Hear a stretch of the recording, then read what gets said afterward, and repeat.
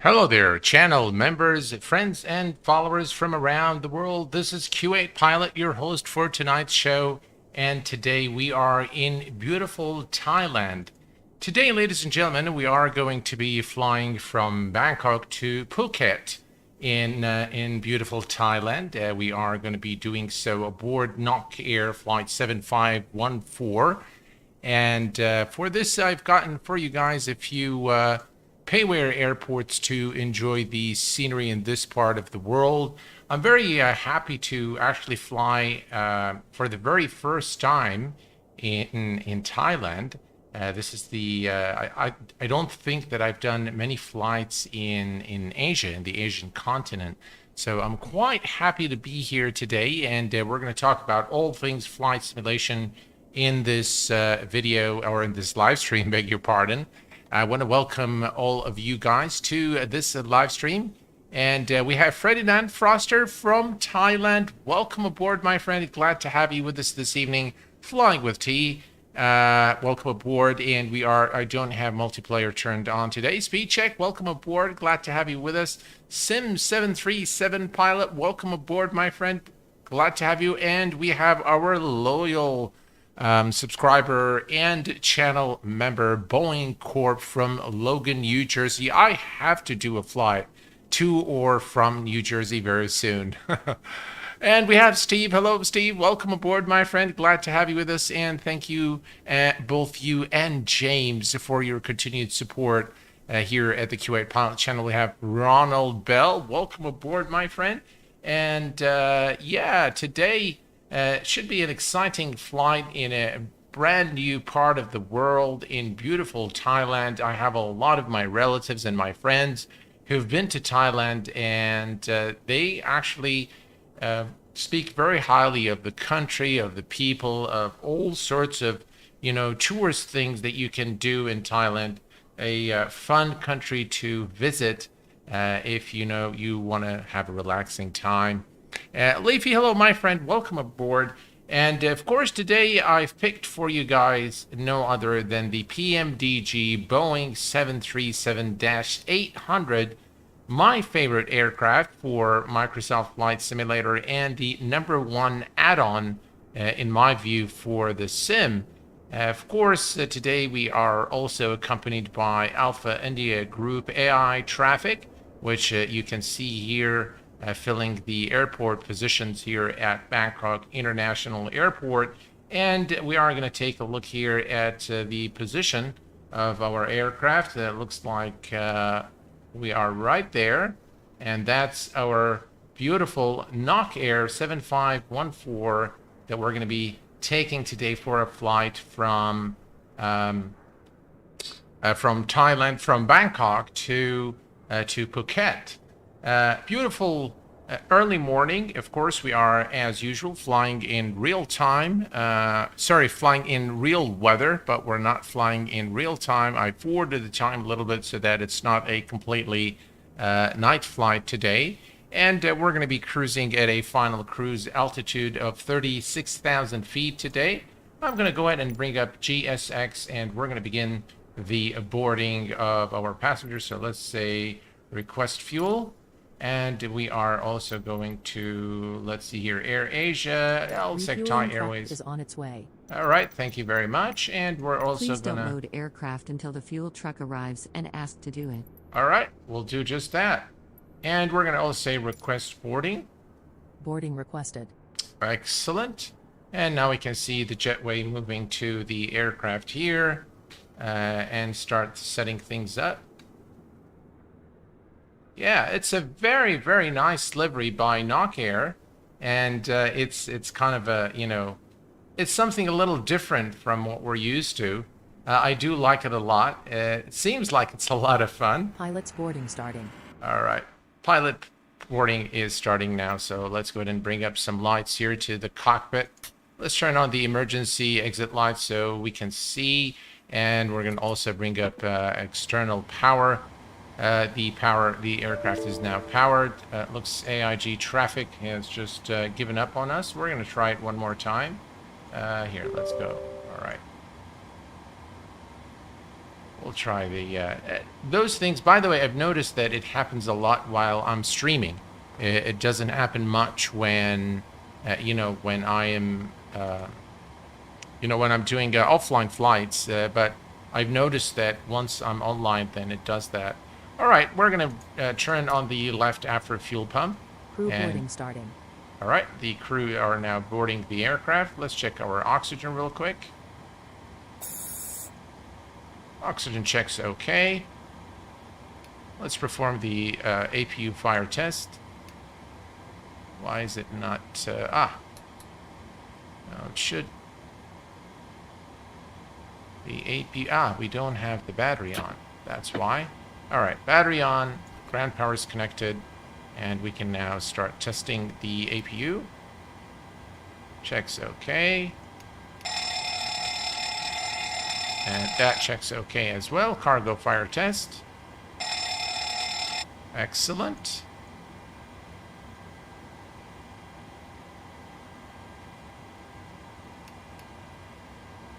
All right. So we're done with the checks here. Let's head over to the overhead panel. Your crew has boarded. Passengers boarding starting. All right, passengers are boarding. We're going to check the airspeed test, stall test. It takes about 3 minutes. We're going to set the gears to nav mode, and we are good here. Let's move to the overhead, and we're going to set the dampers to the on position. And normally, by the way, when it resets, it means the alignment is still not, the IRSs are still not on nav. Once they are on nav and you turn the yaw damper, should be okay, as you can see here. And we're going to bring the circuit breakers here since things are a bit dark in the cockpit, and panel lights are okay. Everything looks good here. Everything looks good here, and we're going to let's see here. All is good. All is good. Let's go ahead, and we are going to only turn on the non-smoking signs. Will leave the fasten seatbelt signs as Fuel the truck is in position. aircraft is Please refueling. use your airplane fuel system to set the desired fuel quantity. All right, so here's the fuel truck, and we're going to go ahead and set the fuel now. All right, let's just finish up with the overhead panel. We're going to turn on the window heat, and we're going to turn on the hydraulics. And we are going to, all right, trim air is on. We're going to put the pack on auto, and we don't need any of those things here. 36,000 feet for our cruise Please altitude. use your airplane fuel system to set the desired Position fuel quantity. light on steady. And let's see, we have with us today as well Dougal McTavish. Welcome aboard, my friend. Sorry I can't make it this today. Have a great flight, my friend. Thank you very much. Badger, welcome aboard. Glad to have you with us. MC Crewfish, surely hopping. I have to make dinner. It's going to be self-made burgers. Well, bon appetit, MC Crewfish. Elliot, welcome aboard. And Please we have use also your with us airplane Todd. fuel Welcome, system to Todd. set the desired All fuel right, quantity. let's go ahead and set the fuel quantity. It's going to keep bugging us about the fuel quantity, so let's do that. We're going to go to the FMC here, and we're going to go to FS Actions. We're going to go to the fuel, and we are going to need today, let's see, fuel. Where's our fuel? Block fuel, 13,630. We'll say 13,600. 13,600. Please use your airplane fuel system to set the desired Right, fuel quantity. 13.6 is set. And then we're going to go back and go to the payload, and we're going to set our zero fuel today of 130.57. 130.57. All right, that is set. And everything looks good here. We're going to go to the ground services. The ground power is active. Let's go ahead and set our parking brake. All right, parking brake is set, and we can now continue with the FMC. All right, perfect. We can reset this. We can test the lights. All checks good. Excellent. Projected takeoff on auto brakes. All right, so let's head back here to the FMC. And we are going to go to position in it. And we're going to select our departure airport, which is Vector Victor Vector Bravo, Vector Tango, Bravo, Delta. And we're going to select the GPS position from the next page and stick it here. And we have now iris alignment. We're going to go to the route page. This is the origin airport. And the destination is Vector Tango Sierra Papa, which is the beautiful island of Phuket. Or Phuket. Right? Phuket. So Vector Tango Sierra Papa. And we are NokAir flight 7514. Nok 7514. Excellent. And departures. Today we're going to be departing runway 21 right. And for this reason, by the way, I placed the aircraft in this position so that it doesn't take us very long to taxi.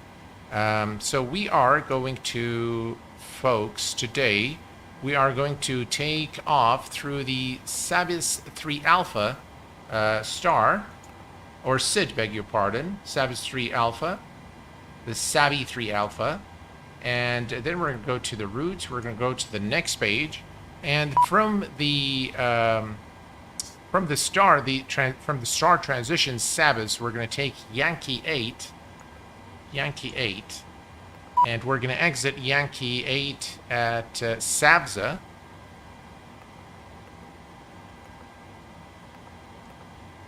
All right, that's Sabza. And then from Sabza, it's the Sabza 1 Delta. So we're going to go to the arrival, and we're going to select the Sabza 1 Alpha.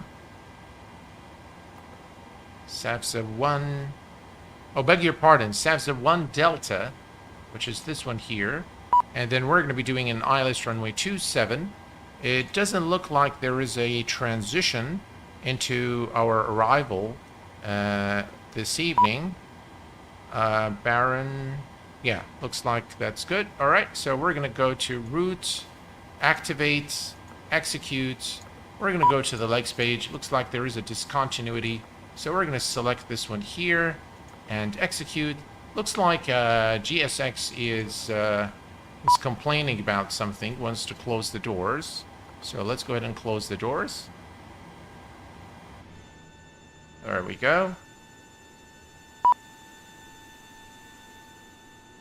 Or maybe it wants us to open the doors for the cargo. I'm not sure. Yeah, I think it wants us to open the cargo doors. So let's go to the next page and open the cargo doors.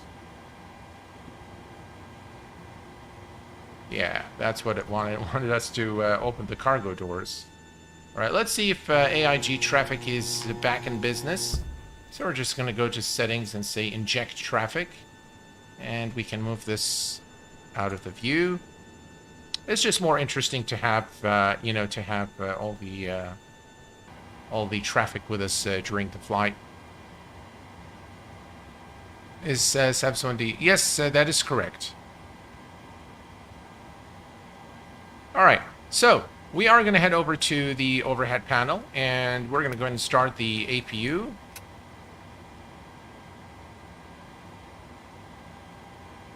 In the meantime, we can set the altitude to 36,000 feet. 36,000. Maybe it's easier to do it this way. All right, 36,000 is now set. All right, let's go back to the FMC and continue. So now we have everything here. We're going to go to the zero fuel and set the zero fuel 130.6. That gives us a gross weight today of 144.4, about 25%, 1/4 of the aircraft total payload. And the reserve fuel today is, let's check it out in our flight plan. So the reserve fuel today is 2.6 plus 2.4, that's 5. So we're going to enter 5. And the cost index for the flight today, folks, is going to be 5. Final cruise altitude is 36,000 feet. 360. And the cruise wind, average cruise wind is 74.22. So that's 74 degrees, 22 knots. Excellent. And we can execute that. We're going to go to the N1 limit. We're going to derate the takeoff. We're flying pretty light today.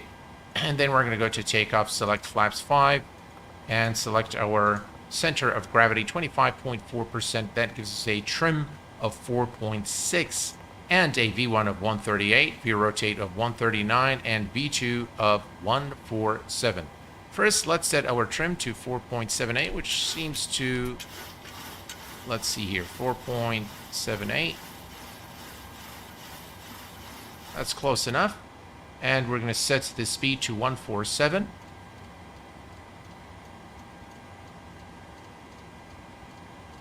(147) is set. We're going to turn on the flight directors on both sides. And we are now pretty much ready to go. We are going to turn on the APU on both sides. And since the aircraft has been fueled, we can turn on the fasten seatbelt sign. And we can turn on the APU bleed. Excellent. All right.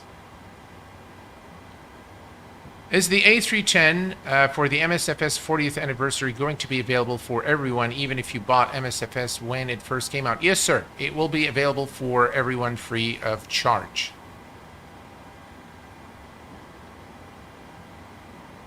All right, let's take a look here at the outside. Looks like the aircraft's still being loaded with baggage. And we can see the sun is coming up. What a beautiful looking scene here in Microsoft Flight Simulator, ladies and gentlemen, with the beautiful clouds. And look at the NokAir Dash 8. Is that a Dash 8? It is indeed a Dash 8. Looks phenomenal, really. Very, very nice. I like the AIG program for AI traffic, although it breaks often, but I do like it a lot. And it works really, really well with the sim. Yeah. This guy's still loading. I like GSX and the animation. I think they've made it very believable in terms of, you know, how the animations are. Okay, they're not 100% perfect, but they look pretty good. I mean, it looks like, you know, the guy is properly carrying the, you know, the luggage and putting it on the belt. Looks very, very believable indeed. And I don't think that we've had any, you know, that level of fidelity previously in any flight sim. So this is actually pretty cool. I really like GSX a lot. Had, by the way, received several updates, which makes it, you know, very, very good now. It's in an excellent state. And if you were previously, you know, on the fence on getting it, it actually is very good now. So yeah, I love the art of NokAir. It's just really, really nice. They have several. By the way, if you want this livery, it comes in a pack of 3 aircraft, both with all 3 with real-world registrations. You can just type in !livery in chat, and you will get the link to the livery. It's a pack of 3, and I think it's great for the 737. All right. Looks like we have everything here set up and ready to go. We're going to turn on our fuel pumps. And let's see here. We're just going to give it some time for the ground crew to bring up the, load the aircraft. But everything here, it looked good. We can do the TCAS test real quick here to make sure everything is fine and dandy. There we go.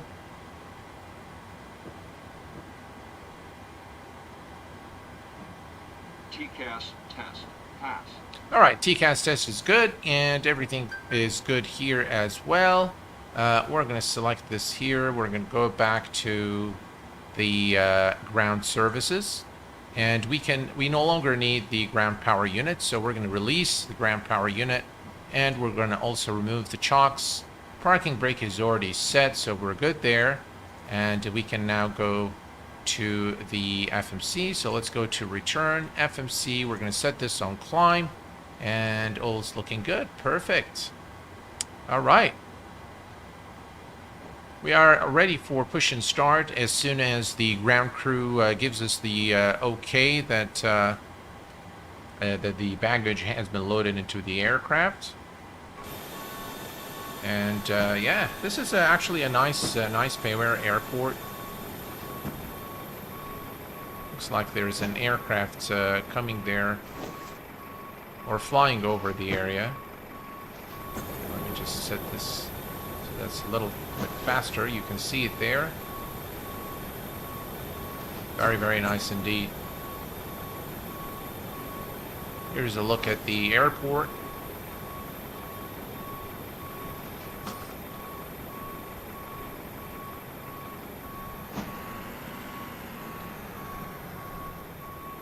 Excellent.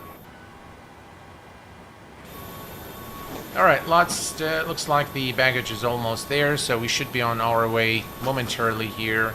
We're going to push back and we're going to push back nose to the right and tail to the left today.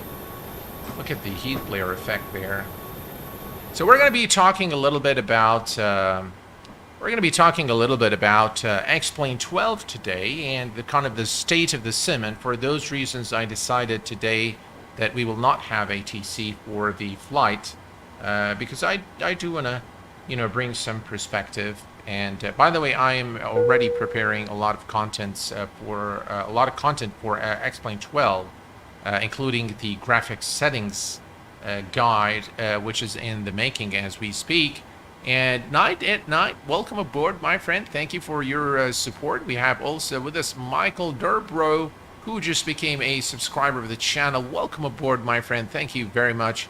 And I also want to welcome Gary Waldron and Jamie, who've become subscribers just about an hour ago. So welcome aboard to the Q8 Pilot channel. All right, so let's take a look here. All right, looks like the final piece of luggage is being loaded now into the aircraft, and we should be ready to push and start very soon. What a beautiful looking livery. Flying over Thailand was actually a joy. I've done one test flight, which was the return flight from Phuket to Bangkok, and so I'm doing the reverse now. And it was very pleasant, really, flying over this beautiful country. I'm not sure what the weather is like there, but I suppose that it's very humid. DSS Gaming, welcome aboard, my friend. Load Excel, nice evening. The golf course in between the two runways is modeled. Yeah, it's a very nice airport, indeed. All right, boarding is complete, ladies and gentlemen, and we are now ready to go. Just going to close the cargo doors if they don't close automatically, and we'll be on our way.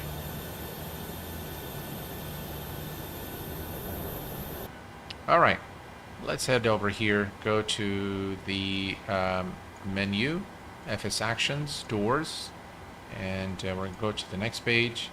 And now we're going to close the cargo doors. And perfect, we can now turn on the anti-collision light, and we can start the push from our position. So we're going to go ahead and bring up GSX again, and we're going to select prepare for pushback and departure. Brilliant. Departure clearance is requested. You can see the the gates are now closed. Beautiful. Really, GSX has, with the latest updates, it really is working as it should, without any glitches, so I'm very pleased. Hello, Captain. We are ready for pushback. Alright, so we're ready for pushback, and if you guys are enjoying the stream, please smash that like button for me, and be sure to subscribe if you're not already a subscriber, and hit that bell notification button so that you are notified of the latest streams, videos, tutorials, and guides here on the channel. Completed. Bypass pin inserted. Alright. Ready to push. Here's the tug.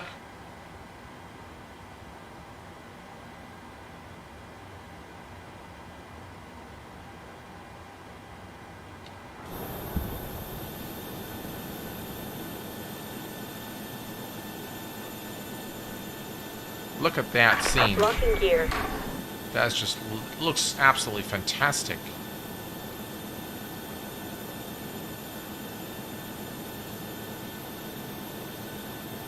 Again, very nice animations with GSX. And the textures again of the all the ground elements. Reload, Simbrief aircraft doesn't match MSFS aircraft. Really?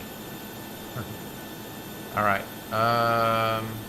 That's fine. We're going to go nose to the right, tail to the left. There we go. Release parking brakes. Look at that scene there with that aircraft. That's just brilliant. Alright, let's release the parking brake. Commencing push. All engines clear. Start at will. Alright, we've been cleared to start our engines. We're going to go ahead and turn off the left pack here. And we are going to start with the engine number 2. And now we can see engine number 2 spooling. What a brilliant aircraft, the PMDG 737. Does this one have winglets? Firing up the Flying Iron Hellcat now. It's very well done. Is it, Steve? I have to take a look then. Alright, let's bring this back to return, FMC, climb, and let's introduce fuel. Engine number 2 is now starting.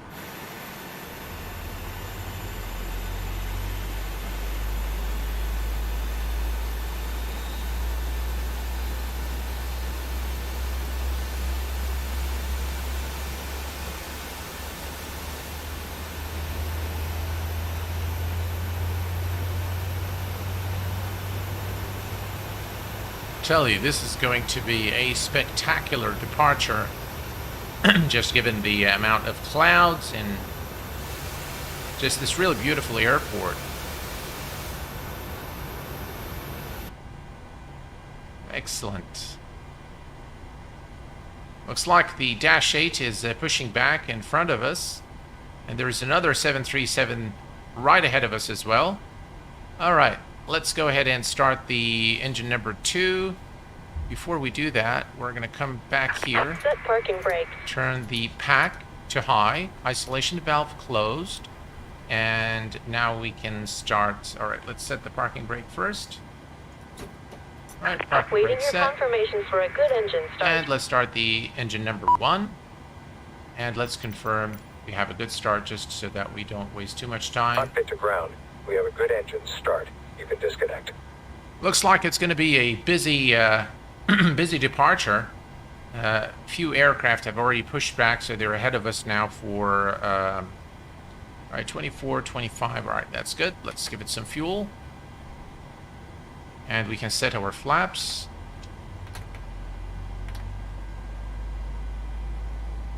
Engine number 2 starting.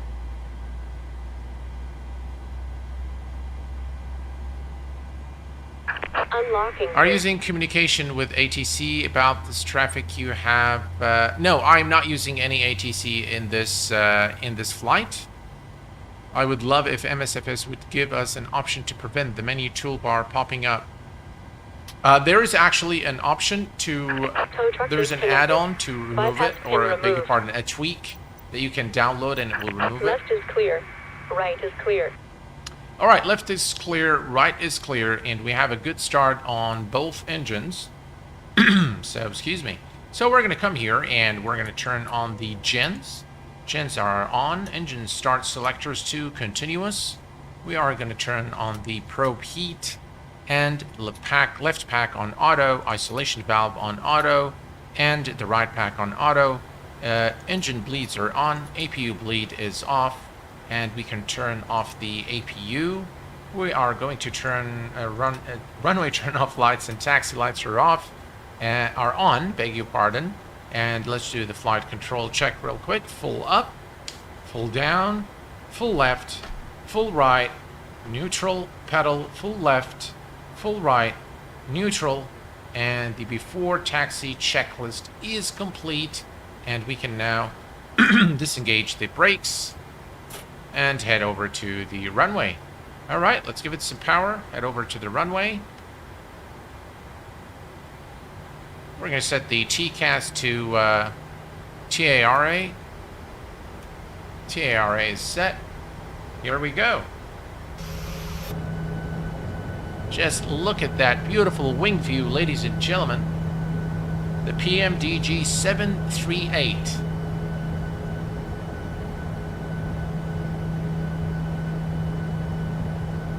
It's not pure static traffic, it's moving aircraft. As you can see, the Air Asia taxiing down the runway. They're taxiing down the taxiway. It looks like it's heading to the runway. And we're going to go all the way through the taxiway and then make the turn to runway 21 right.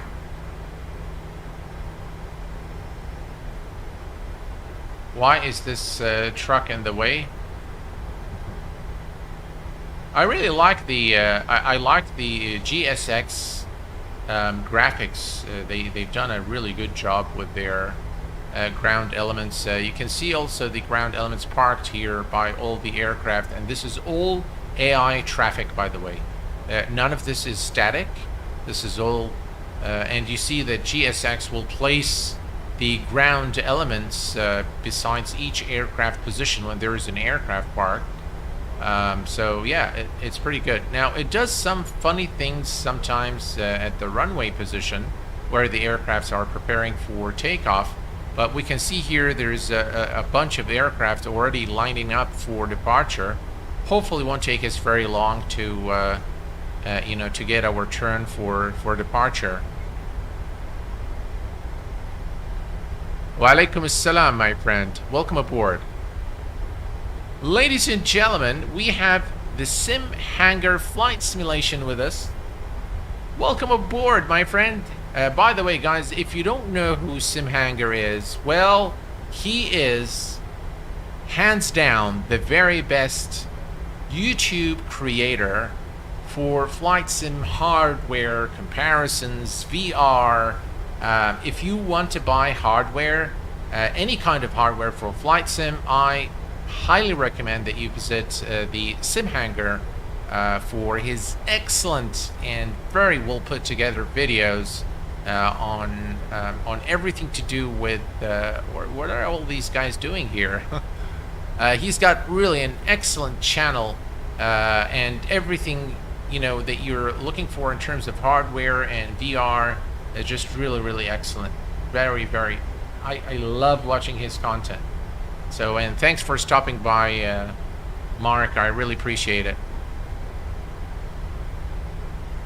Alright, we're going to take taxiway Delta here, and we're going to depart. Looks like the pilots there of all these aircrafts are battling around as to who should take off, so we're going to take off first. Alright, so here we go. This is runway 21 right. Let's turn on our landing lights and strobe lights, wing lights as well.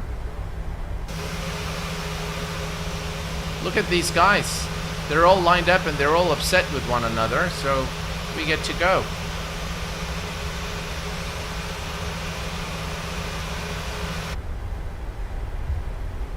Alright, let's just make a final stop. Let's just make sure there are no incomings. Looks like we're clear. And alright, let's go ahead and take off. We're going to turn on the auto throttle. And we are cleared for takeoff. Runway 21 right, ladies and gentlemen. I'm sorry, Xtoff. This channel is in English, so I'm sorry that I cannot fulfill your request. I'm using Alpha India Group British Aviator. That's what I use for AI traffic. All right. Here we go, lining up, runway 21 right. We're going to bring the power to 40%.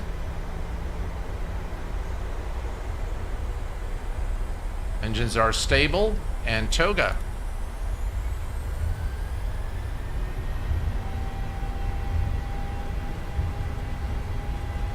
Airspeed alive. 8 knots. Check.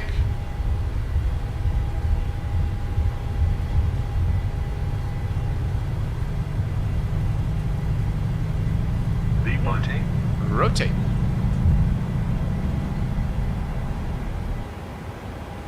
Positive rate of climb. Gears going up.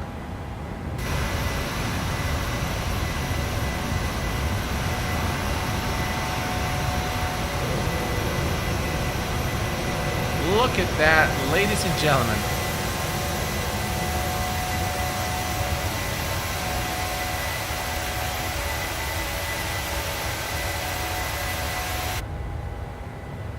What a beautiful departure out of Bangkok. That looks just lovely.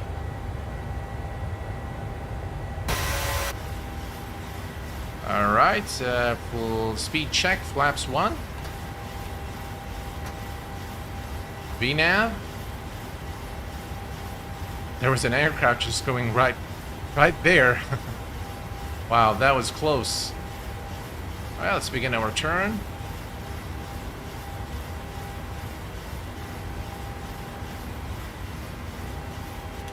LNAV.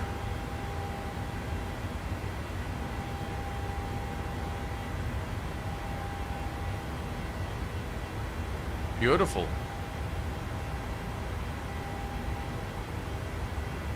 Speed check, flaps up. Right, and we're going to go ahead and engage Command A. Auto brake to off. Landing gear to the off position. Engine mode selectors to the off position.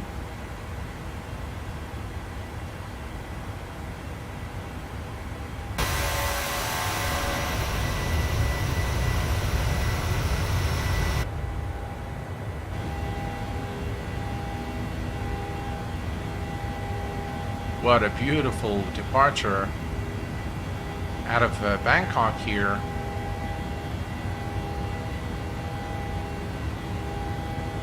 Just absolutely lovely.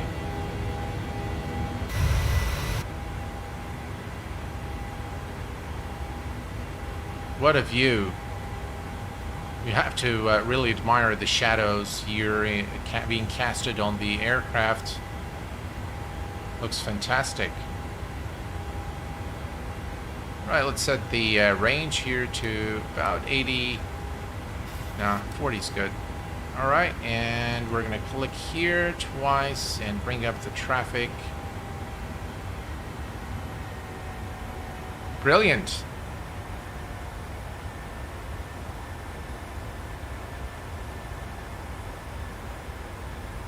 So just for those of you guys who are yeah, I'm sorry, Xtoff, you have to, this is an English-based channel, so please type in English.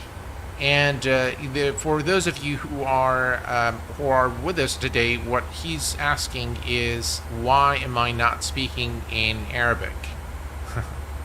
So he wants me to speak in Arabic. Unfortunately, this is an English channel.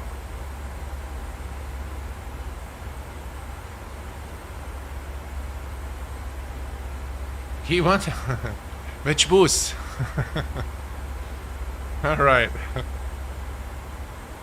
Hey Scott, welcome aboard, my friend. How are you doing today?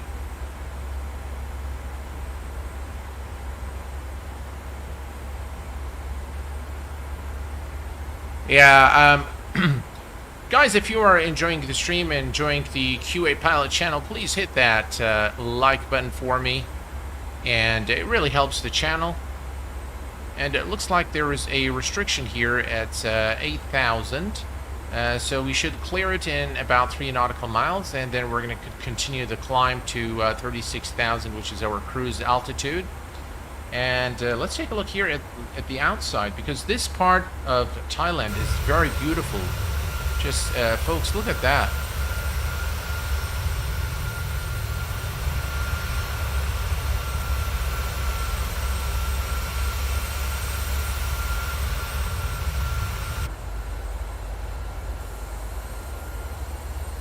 Just absolutely gorgeous.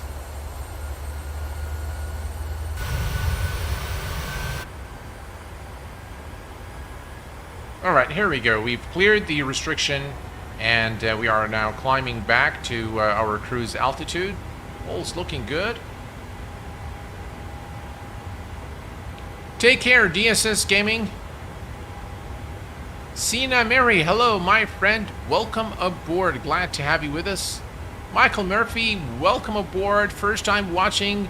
Welcome aboard, my friend. Glad to have you with us. What flight model does the PMDG plane use? What flight model? I'm not sure I follow the question. So, Bihao says, I know an Arabic word, marhaba. Yes, that is correct. That is an Arabic word. In fact, that is part of the maybe classical Arabic. Marhaba is pretty classical, yeah. We are going to Phuket, which is a beautiful island in Thailand. It's a very well-known destination for tourists as well. 10,000 feet, we can kill the landing lights, runway turn-off lights, taxi lights, and the wing lights as well. All's good here, and we continue our climb. Now, it is independent of MSFS. No, I think they use the MSFS model. I don't think it's independent. So they don't use the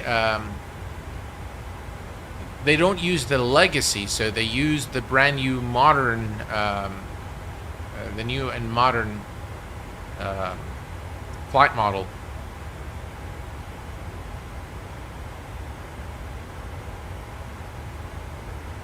It does indeed. It looks fantastic, really. Here's a look at the outside. I mean, the terrain in Thailand. Very, very nice.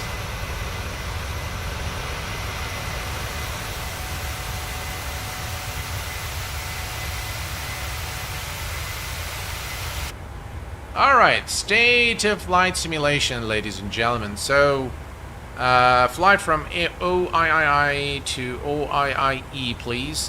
Sure, I'll make a note of that. Claudio Gosman, hello, my friend. Welcome aboard. And we have Cartera Gaming. Welcome aboard, my friend. Glad to have you with us. I think I've watched. It rings a bell. Cartera Gaming.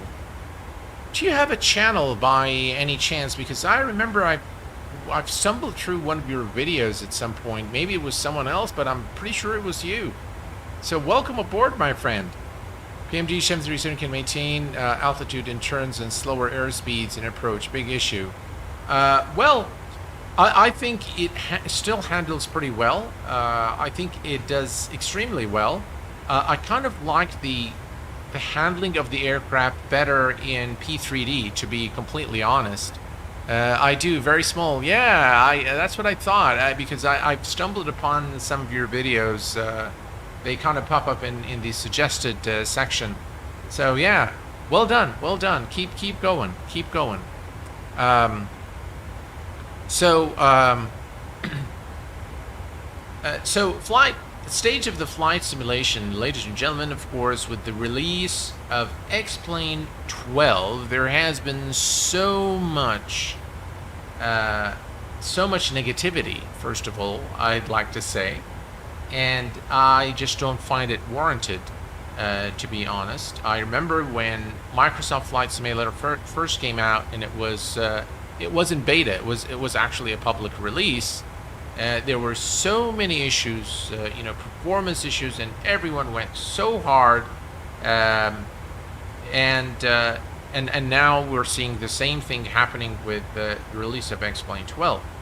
That said, I must say that I am seeing a lot of very disappointed people with X-Plane 12, and I mean, some of those guys probably have the reason, or maybe some of the reasons that I've read are warranted reasons, to be completely honest. And probably I do understand a lot of the frustration with some of the folks or some of the comments. Some, by the way, were very objective in sharing their thoughts. Some were very harsh and abrasive, sort of in their comments. But yeah, in my view, first of all, X-Plane 12 is in early access. Okay, early access, if you don't know what early access means, what it means is that the game or the sim or the product isn't finished yet. And it's been made accessible to the public to get more feedback in order to develop the sim. And if that is the intent of Laminar Research, then, of course, pat on the back and way to go. And yes, absolutely. Let's proceed. Let's see what the next 6 months or so bring in terms of this early access moving into the full version. Now, one thing I do want to say that you are seeing a lot of aircraft being made available in X-Plane 12, but what's very important to understand is that most of these aircraft are actually not natively built for X-Plane 12. And so there is a lot of disappointment that is coming with those aircraft as well, with the exception maybe of very few aircraft, one of which would be the Tolis A340, which is excellent, but it comes without a passenger cabin, I believe, to save to optimize it for performance. It is by far the very best aircraft today for X-Plane 12 in terms of performance. So yeah, I mean, it does look fantastic. The cockpit looks good. The flight model, all the system work, but it has no passenger cabin. So public beta for testing or work out bugs faster. Of course, they wouldn't sell it on the shelf in current state like this. Yeah, that's correct. That is very correct. $60 early access. Yes, it is for $60. That is correct. Ben Lowe, hello, my first time watching. Welcome aboard, my friend. Glad to have you as part of the Q8 Pilot family here on the channel. I hope you enjoy the show. Hello, all greetings from the Netherlands. Alex, welcome, my friend. To be fair, when we're going to stop paying for half games, this has been going for 5 years now. I think all devs who release an unfinished product deserve the criticism. No, okay. So I am with you that they deserve probably the criticism. But what I'm trying to say is, I think we ought to be patient because it's an early access product. And of course, you cannot really release an access product for the public for free. I mean, after all, it is a business. There is plenty of room for both flight simulators in the market. Competition is core ingredient to advancement in both performance and innovation. Well said, Simhanger. Absolutely. But let me tell you guys what I don't agree with in a lot of the comments I heard. So a lot of the comments were saying X-Plane, this is not X-Plane 12, it should have been X-Plane 11.6, or there is no improvement. And for those who are actually saying this, they don't have a clue what X-Plane 12 brings, because one, the lighting engine has been completely revamped, the weather system has been completely revamped, one of the most accurate weather engines and environments now in X-Plane. The entire graphic assets have been revamped. You have the introduction of seasons, the flight model enhancements, and just about, this is, I mean, just at the top of my head, these are some of the things that have changed in the new version of X-Plane 12. So there's a lot of things that definitely have changed, and that's what probably part of people just don't understand. They fire up the sim and they say, "Oh, the graphics look like crap." You know, that's it. That's not for me. The thing is, Laminar is not focused on graphics. They're not focused on how the sim should look. Now, there is another argument that says, why should we care about the flight model? I was just listening to very, very interesting comments from, or the perspective of Captain Canada, which, by the way, happens to be a very good friend of mine. And he says, you know, his perspective was very interesting, is that the mass, or the vast majority of us flight simmers will probably not ever fly in a 737 or in an Airbus, so we're not actually going to fly them. And what difference does it make if the flight model is accurate or not? Unless, you want to actually train to become a real world pilot, then it would make a lot of sense. But if not, then yeah, I want to look out the window and see, some very nice buildings and some very nice trees, because that's what creates the experience. And that is a very valid argument, and I completely agree with it. And with X-Plane, by the way, not just X-Plane 12, but all versions of X-Plane, we've had to purchase add-ons, and in some cases very expensive add-ons. I mean, when I was looking at my Orbex folder, all the scenery I have for Microsoft Flight for X-Plane, and it's over 1.2 terabyte of data. So you can imagine how much money I've spent just on the Orbex scenery. And by the way, I've received nothing for free from Orbex. It's all paid for. So yeah, I have invested heavily in X-Plane. I'll probably invest again in X-Plane 12. But it's all about the experience. It's all about what you prefer and what you're looking to achieve.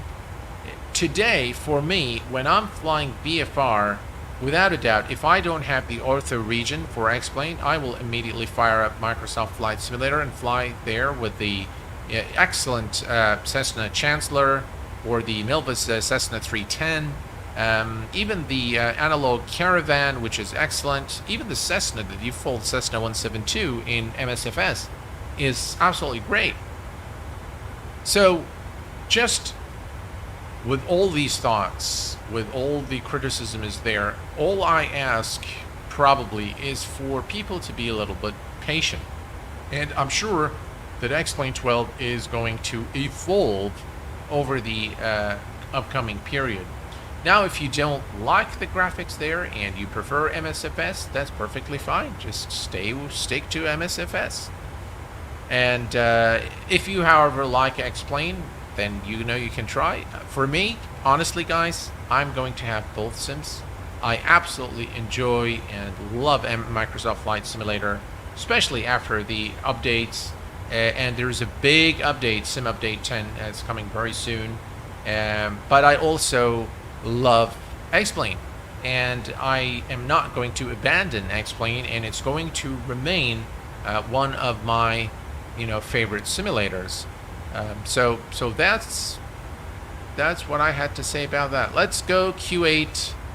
Q8 is flying in my home country. Yeah, absolutely, Bradley. Look at DCS World. Many of their models release as EA, and over the next couple of years, they regularly update, improve. Absolutely. That is very well known in this business. The early access is something that is very well adopted. I think both by the development companies and by us, the consumers. I think it works very well.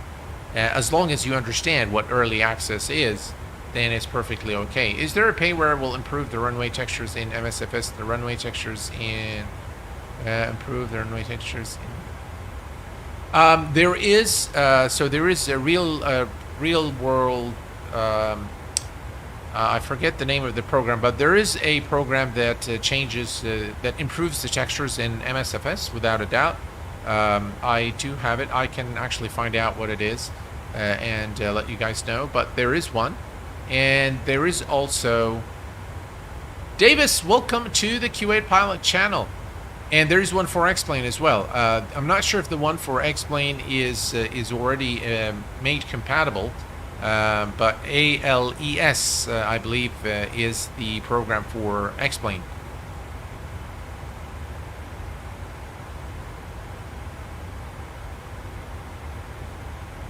MSFS only set at graphic level. Laminar does not care a lot about graphics. That is true. Does the Zeebo hydraulic system realistic? I don't know. I would think so.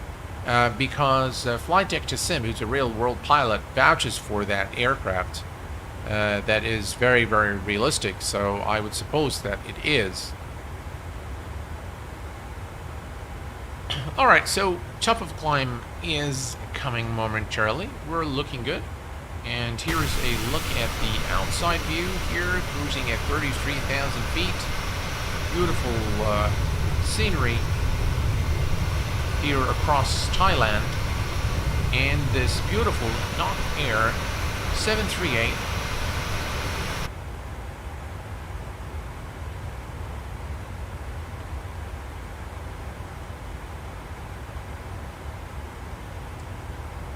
Now, with X-Plane, if you are, I am, by the way, going to be reviewing very soon one of the first native X-Plane 12 aircraft. I purchased it, and I was just really doing some tests with the aircraft before I start recording the review. But one thing I do want to say for those of you who are on X-Plane 12 is flight factor, and all flight factor aircraft have not been built for X-Plane 12. They were natively built for X-Plane 11, and so they've now upgraded them so that they work in X-Plane 12. However, they have not taken advantage of all the X-Plane 12 adaptations. And what that means is that the aircraft is probably going to work, but it is not going to work the way it did in X-Plane 11, and it will probably come with errors. Now, I've upgraded my flight factor A320, which was, in my view, it was a very good aircraft in X-Plane 11. It was high fidelity in terms of its sounds, in terms of its, V1 Simulations is a real-world Airbus pilot, and he says that it's very accurate. He prefers TOLUS over the A320, but it is still a very accurate in terms of its performance data and the way that it behaves. But it was utter disappointment to load the A320 by flight factor in X-Plane 12. The cockpit just looks terrible. The textures don't work properly. Everything looks very, very dark. And the sounds are okay. Flight model, I'm not sure about. Again, I've done one flight. I was actually going to stream it, but the reason I did not stream it is, first of all, I do not want to misrepresent X-Plane 12 at this stage. So I bear the responsibility again of, just from a content creator perspective, is when I report something to the community, I want to report it honestly, accurately, and without bias. And I was going to go really harsh on that A320.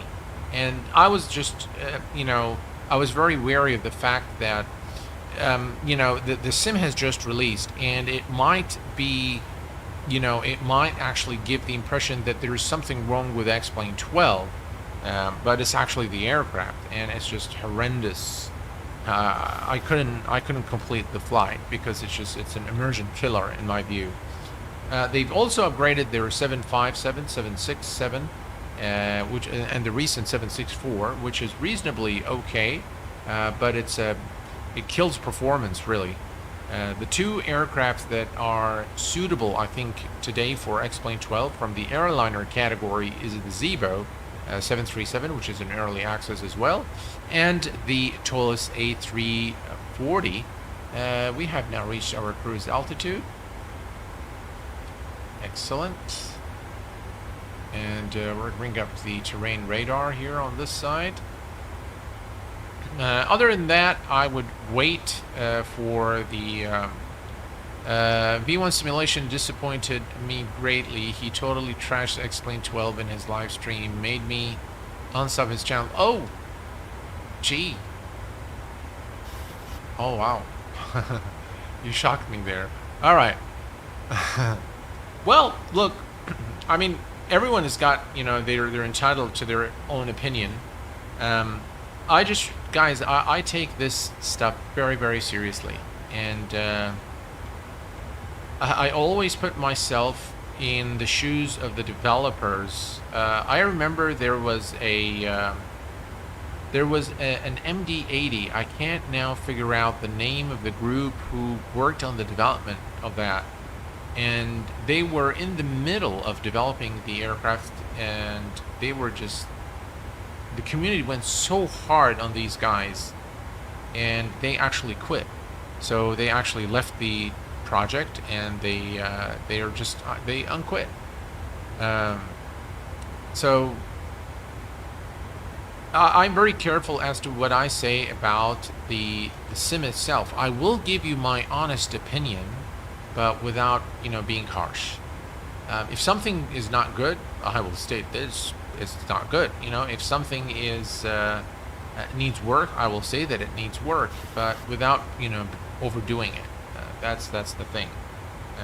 Because the developers at some point will go and hear what you say, and it will get to them. Believe me, trust me, it will get to them.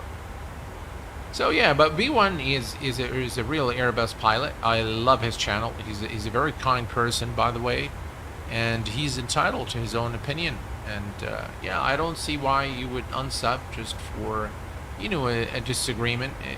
The guy provides excellent content for the community, and he dedicates a lot of his time, probably time taken from his family, to to bring up some nice content, some useful content, informative content to the community. So yeah. So my suggestion to you, my friend, is just go and sub back to his channel, enjoy his content, enjoy the information that he provides, and yeah.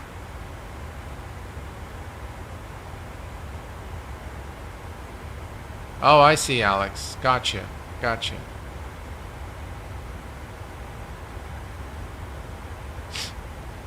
All right. Well, I'll tell you guys, I'm enjoying this. By the way, this livery seems to, they've customized even the registration number. Look at that. If you go here, you've got the little badge there. I really like PMDG a lot. I think it's in an excellent state, and I prefer the PMDG over the Phoenix, but that's just me, and that's because, of course, I prefer Boeing. But I'm going to tell you this: since the release of Phoenix, PMDG had a head start, so they released their 700 model first, and then the Phoenix came just a few days later. And I'm going to say this: since then, we've had 2 more PMDG aircrafts, which is, by the way, I need to check our top of descent here real quick. 134. All right. We've had 2 full new aircraft from PMDG, which is the 600 and the 800. Several updates to address some of the problems that were encountered with the original version. And we've had 0 updates on the Phoenix. There has been 0 updates to fix the issues or optimize performance or do any of that. So yeah, as a 2 companies, when I'm buying an add-on, that is something that influences my decision greatly. So in my view, PMDG is a better company. Period. V1 is one of the most honest streamers in YouTube, best YouTube channel. Absolutely. Felix, he's a very honest man, and he's a very kind soul as well. And I'll tell you guys, he was one of the reasons that I came back to YouTube. So he's actually influenced me to come back to YouTube. He's a great guy. He remains to be a dear friend, and he's entitled to his own opinion. I mean, if he thinks explaining is crap, that's his opinion. That's okay. But we can still be friends, right? Yeah. All right. So, just a little bit on our flight here. We are at 36,000 feet. We are approximately 130 nautical miles from Phuket, which is the beautiful island in Thailand where we're going today, and we're going to have some fun there. And by the way, I had a friend of mine who was in Phuket not too long ago, and he had these pictures with with tigers and snakes and lions and things like that, and elephants, and it was really, really cool. I thought it was really cool to be able to do that. The weather, I heard, was very humid, but other than that, it's a lot of fun, and it's fairly economical to go and spend your holiday there. There's a lot for the kids to do, so definitely a place that you should put on your bucket list of the countries to visit. Maybe I will do that somewhere. And it's cheap, yeah, but I think Phuket is really good for nightlife. Oh, okay. And it's cheap, I see. That's like experiences when you came out.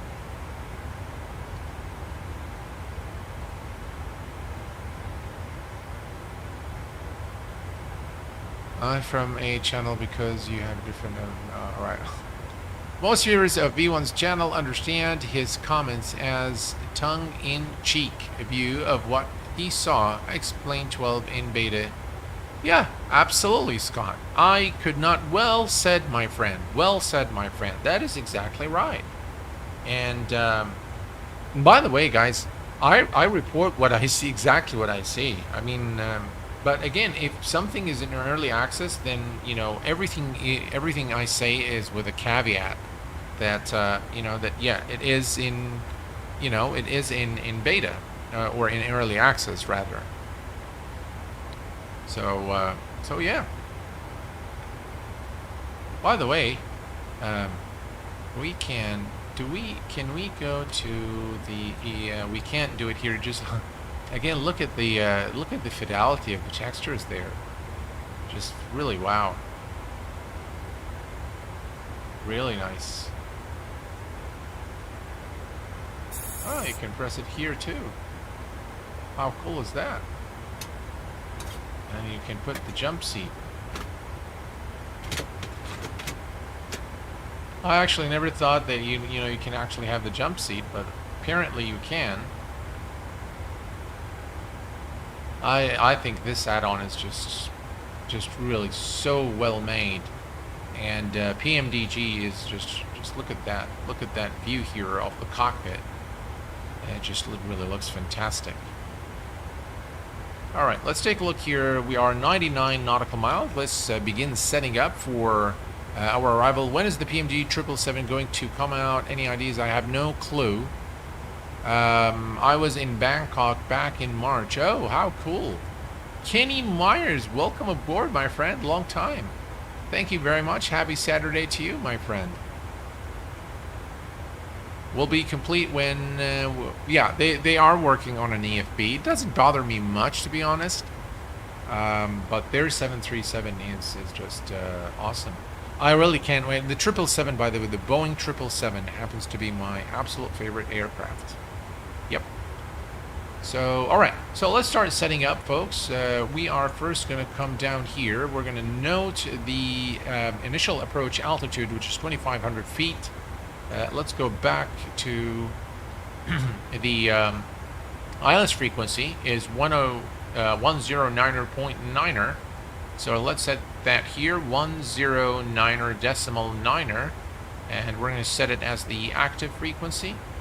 And the approach course, actually let's set it up on the other side as well, 109.9er, and we're going to set it as the active frequency. And if we come here to the FMC, we're going to do flaps 30, 151.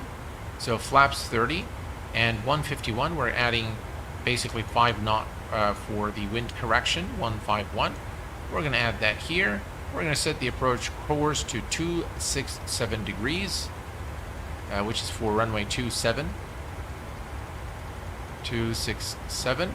And we're going to set 267 on the other side as well. We're almost at top of descent now, and we're going to begin our approach towards the beautiful island in Thailand, Phuket. All right, all is looking good. We are ready, and when we are about 30 nautical miles from top of descent, we will reset the MCP altitude to 2,500 feet, and all is looking good. Perfect. All right. Mark, I started with MS 2.0 and went up the ladder over the years and mixed in flight and ended with MSX. My constant complaint was even though, yeah. We are landing runway 27 today. What's up? What airline flying today? Today, Carter, we're flying NokAir, which is a very popular airline in Thailand. That's where we're flying. It's a local flight from Bangkok to Phuket. in Thailand. Yeah, beautiful country. And by the way, I happen to really like Thai food. I like Asian food in general, but Thai food is actually very good. If it's done right.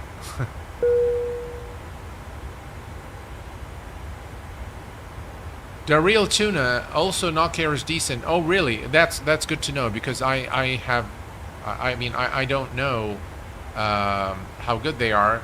Felix Almonte, welcome to the Q8 Pilot channel, my friend, and thank you for being part of the family. But AirAsia is the best. I see. Okay. Again, it's good to have you with us, the real tuna, because you know, I actually don't have a lot of information about Thailand, so it's good to have you here giving us a perspective on Thailand and, you know, the airlines, and that's good information. I really appreciate it. Thank you. Honesty Erasto says, I really appreciate your passion in aviation. You inspire me so much. From Tanzania. Welcome aboard, my friend. Hello. And how are things over at Tanzania? Well, maybe I should do flights there as well. But the next one has to be Logan, New Jersey, guys. It's gotta be there. Let's see how you landing. I will rate your landing. Okay, Carter, no worries there. You can rate my landing. Street food is the best, yeah. Yeah, I like it when, you know, when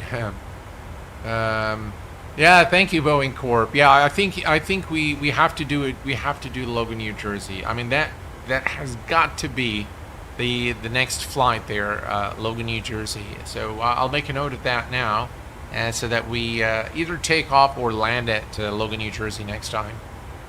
Also, my favorite airport in Thailand is Samui VTSM. Oh, I see. Oh, gee, no, we don't want that. Unfortunate for such a beautiful island and a beautiful airport. What's your favorite airline? Well, Boeing Corp. So if I'm flying overhaul and a long overhaul flight, I prefer two airlines. In all honesty, I prefer either Emirates or Qatar Airways. They are absolutely the best. Sim with Elliot, hello my friend, welcome aboard. Now Emirates have kind of gone back a little bit. I think they're number 5 in the world. Cathay Pacific is very good, and JAL as well, but I haven't flown on these airlines.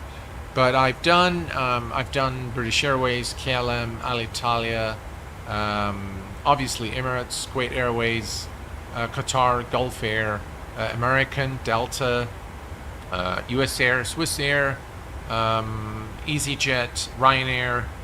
You know, I've done all of these, and I really, by the way, I've done Etihad as well, which I did not like one bit. So it was during my flight from Kuwait to the US. The nice thing about Etihad is that you do the immigration at Abu Dhabi airport, so then it becomes like a local flight from Abu Dhabi to Los Angeles. I had a course there at UCLA, and so it was a direct flight. And I thought that it would be, you know, a good idea to do immigration in Abu Dhabi, and so that's exactly what we've done. And of course, I was traveling business class because it's a very long flight, about 14 and a half hours from Abu Dhabi to LA, and the plane actually lands at Tom Bradley Terminal in Los Angeles. And the flight was, it's a long flight. The seats were not comfortable on Etihad. It was a 777 aircraft that we flew on, and the seats were just really lousy. And I'm the kind of guy that sleeps on planes, guys. I think it gets to me, the hypoxia or the lack of oxygen up in the air just gets to me. It makes me very, very tired and very drowsy, so I just go to sleep. And so the seats were not comfortable, although they were business class seats. And then, check this out, guys. Now, this is kind of funny, but it kind of pisses me off every time I think about it. So I slept for a very long duration of the flight. And when I woke up, I was actually starving. So I called the stewardess and I say, can I please have my meal? Only for her to come back 5 minutes later and tell me, well, we're sorry. We're out. There's no more food. And I said, sorry, what do you mean there's no more food? Where's my lunch?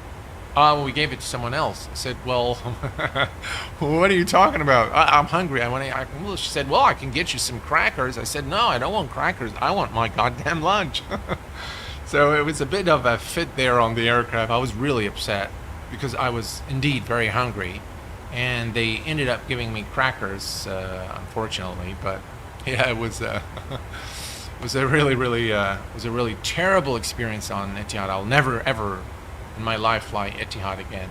All right, we're approaching the top of the descent, about 32 nautical miles. Let's go ahead and reset the MCP altitude to 2,500 feet, which is the initial approach altitude, or platform altitude, as it is referred to mainly in the UK. And we are all set now for our descent. Let's take a look here on the outside. What a beautiful sight, ladies and gentlemen. Look at that. Just absolutely gorgeous view there of the sky, the clouds, and this beautiful NokAir livery. Again, folks, for those of you who are new to the channel and you wish to download this livery, you can type in !livery in chat command, and you will receive the link to download this pack of 3 aircraft for NokAir to work with the PMDG 738. Do you have FS Realistic? Yes, sir. I am using FS Realistic. My longest one was to Thailand. It was KPHL KDFU. Oh, wow. 26 hours in total. Yeah, mine was 24 hours. No, it was 24 hours, yeah. My flight on Emirates, on the other hand, I flew Emirates in 2021. I flew Emirates from Kuwait to JFK in the US, and that was actually a very pleasant flight. The service on board the aircraft is excellent. Emirates is very personal in the way that they offer their service. They always address you by your last name, and you know, they have some really very, very comfortable seats, and the entertainment system, the onboard entertainment, in-flight entertainment system, is just second to none on Emirates. I absolutely love it.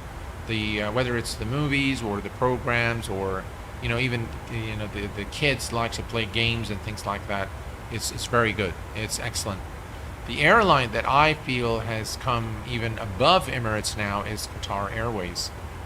They've got brand new fleet, a bunch of really brilliant A350s, and the interior of Qatar Airways airplanes is just phenomenal. It's just fantastic, really.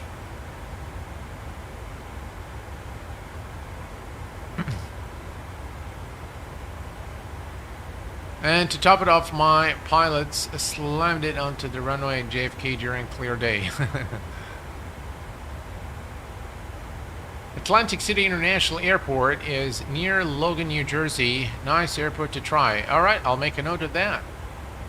In fact, before I forget, let me just that to here, because I don't want to forget that.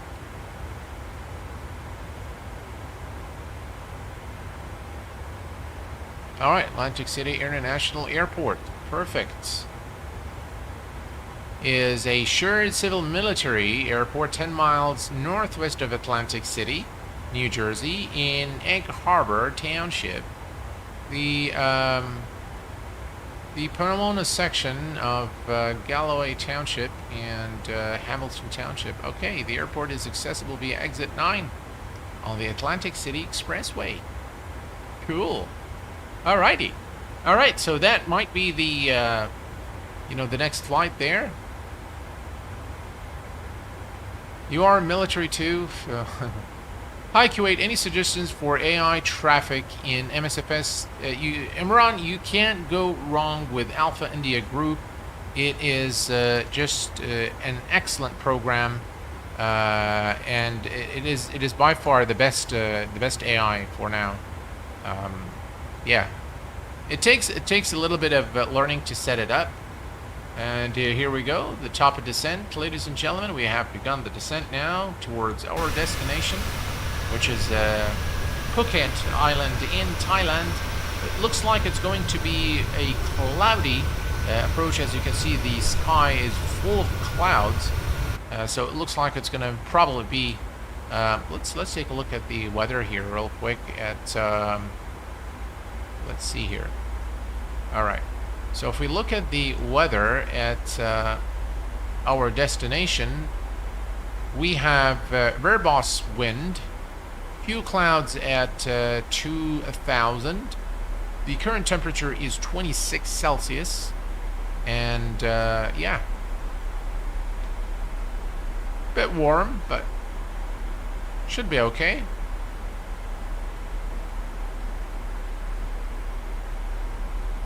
Is the 737 good? It's excellent. It's not just good, it's excellent.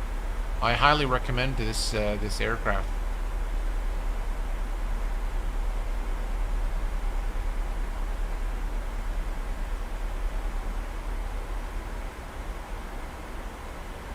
Alright, so the flight was about 1 hour 24 minutes, so we are in the last phase of our flight now as we descend towards Phuket. And the aircraft actually works exactly as it should. The VNAV, LNAV calculations are done very well on the PMDG.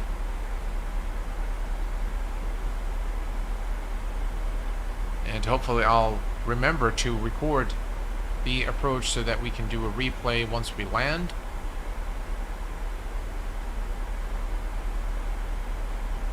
I mean, it really depends on what you guys want me to do. If you want me to do a full deboarding, then we will not do a replay. But if you prefer the replay, then that's what we'll do. Hey, Toby, how are you doing? Toby Machado. Welcome, my friend. Welcome aboard. Glad to have you with us. Here is a nice swing view for you guys.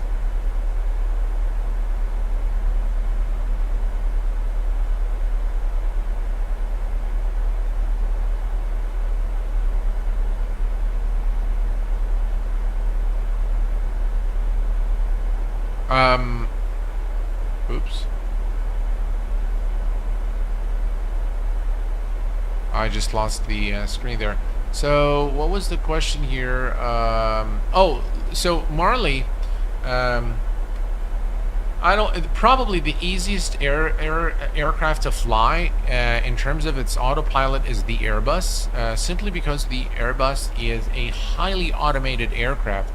In fact, it's a very easy aircraft to operate altogether. The 737 is a little bit more complex. There is a bit of manual workload on a lot of things that you have to do. Not so much on the Airbus.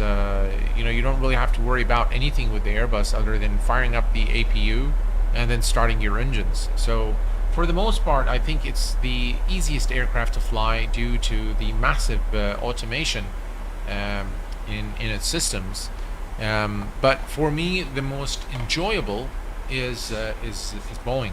Yeah, in terms of the airliners, is the Boeing 777. It's the one I like the most. 30,000 for 2,500. Is Iran very nice? That's what I hear from my family. They've been to Iran several times. I hear it's a beautiful country. I haven't been there myself. And I do tell you that Persian food is very succulent. It's very, very good.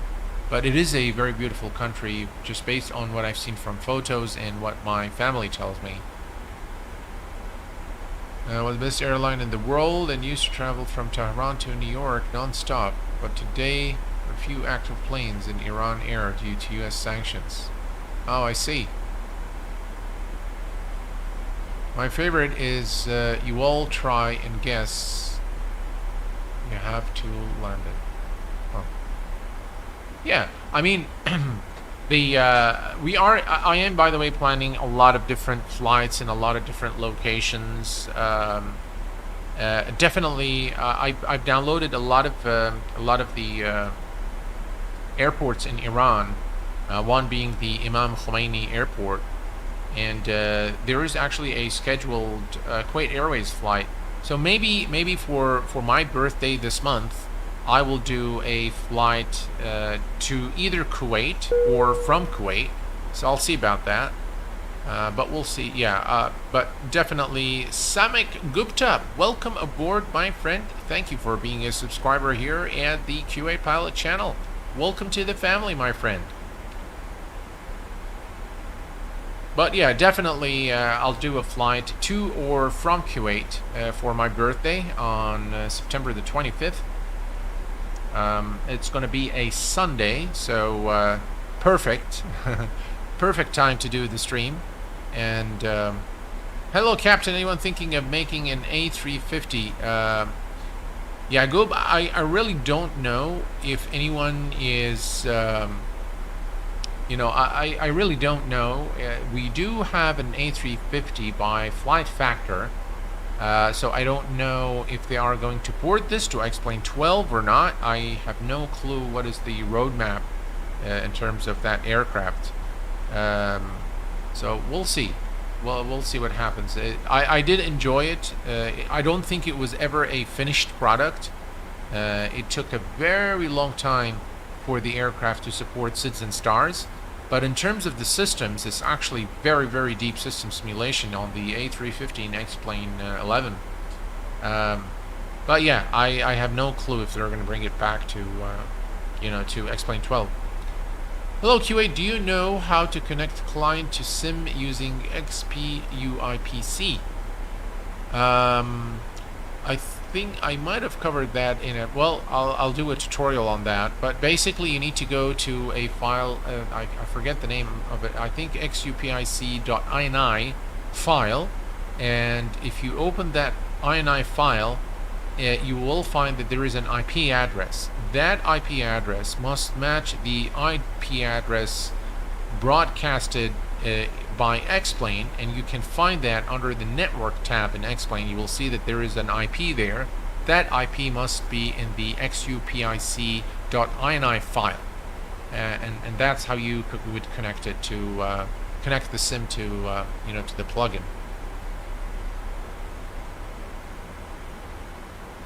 Well, thank you very much. Honestly, Erasto, I thank you very much for your offer, and if I'm ever there, I'll be sure to look you up. Yeah.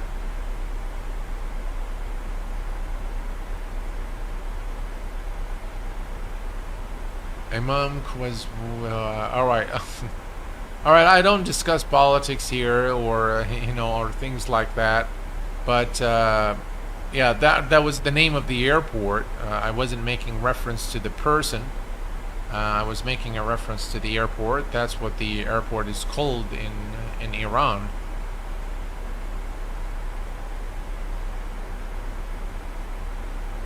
Thanks for flying NokAir today, sir. Well, thank you, Tom, for being here. Appreciate it, my friend. Cooler BR, hello, my friend from Brazil. Welcome. Glad to have you with us this evening. And we are almost there, 24,000 feet. And let's take a look at the outside, guys. Look at that. I mean, beautiful terrain here in Thailand as we approach the island.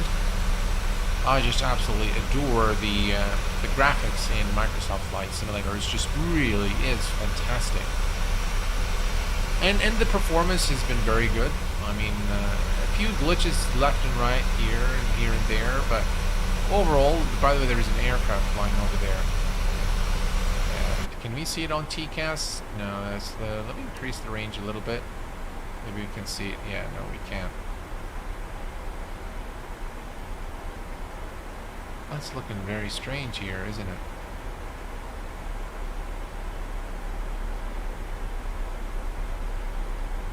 Let's go to plan.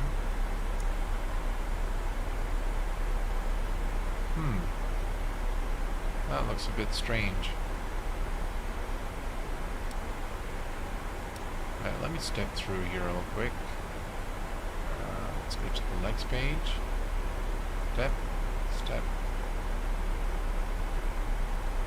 Alright, so this is the center fix, and this is the final fix for runway 27. Alright, that looks okay. Alright. thought it looked a little bit strange, but... Alright, go back to map.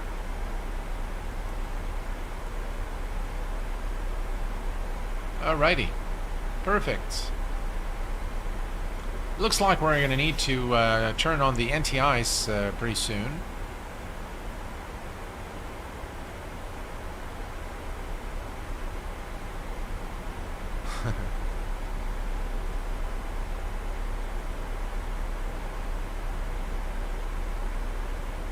Alright, we're looking good. What a beautiful sight here. It's absolutely gorgeous. By the way, folks, during the week I will be doing the complete settings guide for X-Plane 12. Of course, if you've been on the channel, what I normally do is I explain in those videos what each slider does and how much it affects the FPS, and leave it pretty much up to you to decide. One thing that's very important is you are probably seeing all these videos coming out, X-Plane 12 maximum settings, and you know what see, those videos are okay, but I'm not sure what value they're trying to deliver to the community. They're good clickbaits. But the thing is, I can max the settings in X-Plane 12 no problem. So with for example, this evening when I was testing things out for my upcoming video, I was actually doing a review of one of the aircraft, and I maxed out the settings. It was just all the sliders on max, but I was at Innsbruck, which is, does not have a lot of buildings there. And mainly mountainous terrain, some water, and with a very small airplane, so you can definitely max it.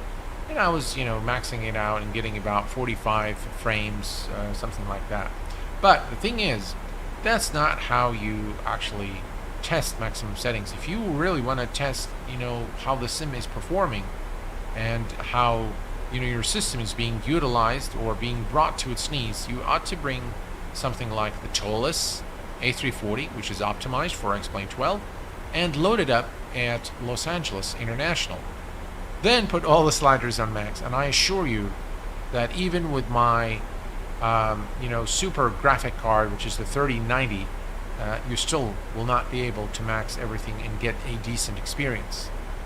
That's one thing. The other thought around this maximum settings, and it doesn't really matter, guys. The aim should never be, oh, I'm running this sim at maximum settings. It should be, the aim should always be finding that perfect spot where there is a good balance between visual fidelity and performance, to the point where you can enjoy the simulation itself. Essentially, you want to enjoy flying the sim, and the last thing you want is stuttering, or or the sim breaking, or running out of VRAM, for example.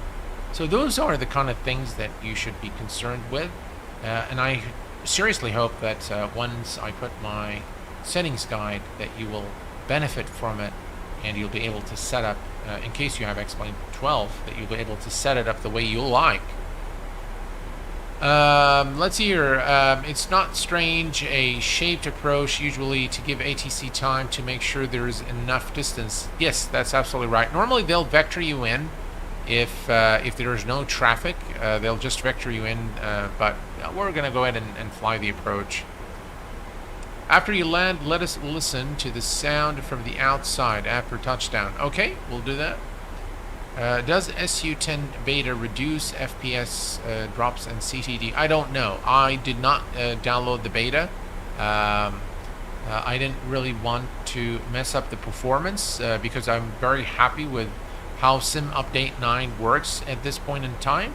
So I did not want to, I did not want to delve into that. I did not want to venture in something that makes me unable to stream, or I didn't want to spend so much time to fiddle around with performance. I've already done so much. But by the way, I do have a few tips and tricks up my sleeve for Sim Update 10 when it comes out. But of course, with those tips and tricks, I'll have to verify that they actually give the performance gains in Sim Update 10. They are working perfect for Sim Update 9, but I'm gonna wait and see how they work in Sim Update 10. And of course, as soon as I verify, then I will definitely make a video and share everything with you guys. Do you recommend X-Plane 12? Realbox Gaming XD, I will be very honest in what I'm about to say to you. I only will recommend it if you are comfortable with early access and betas. If you are not, then I do not recommend that you get it now. I would recommend that you wait until at least it's an RC1, which is release candidate. Once it reach release candidate, then yeah, by all means, go ahead and grab it. But for now, I don't think it's in a state where, you know, those of you who are not comfortable with early access or beta, I think it will upset you, or you might be disappointed. So I really cannot make the recommendation now to go ahead with it, to be very honest, unless you're, you know, perfectly okay with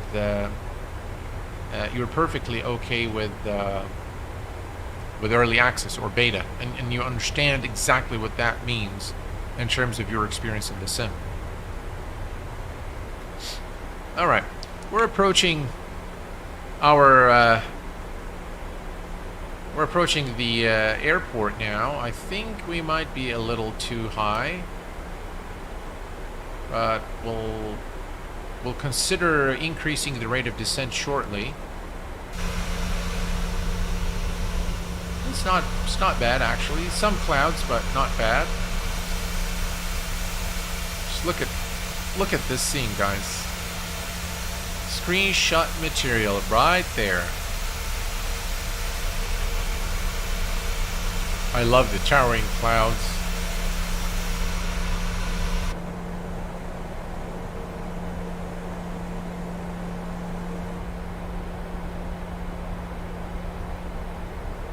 Beautiful.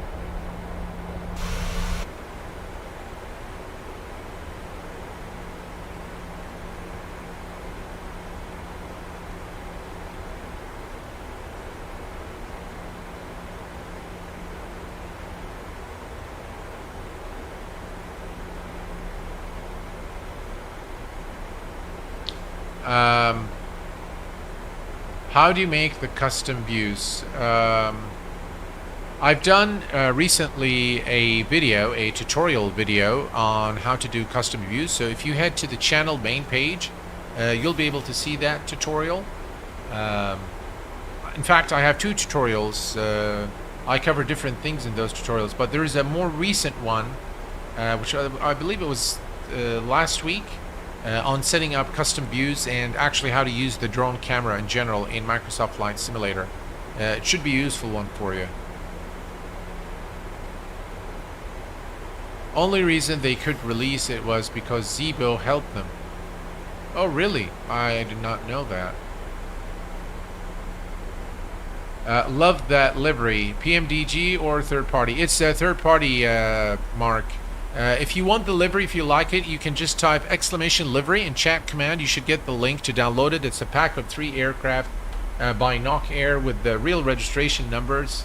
They come in different colors.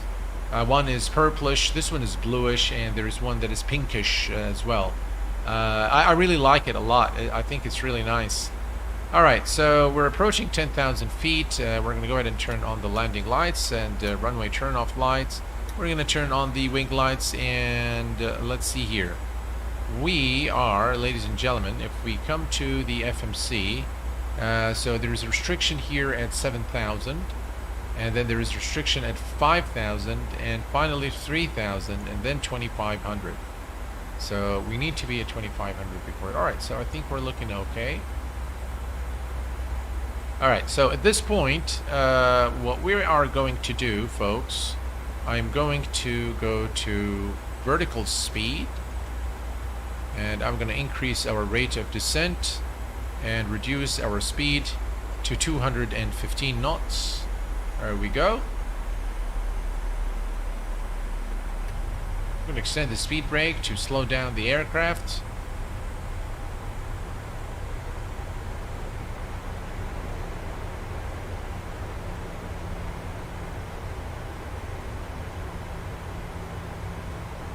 .151 is our approach speed.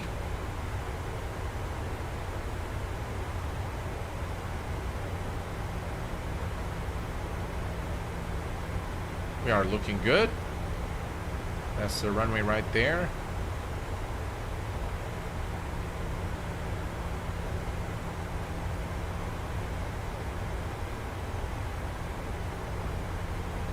Beautiful sight of the Thai island.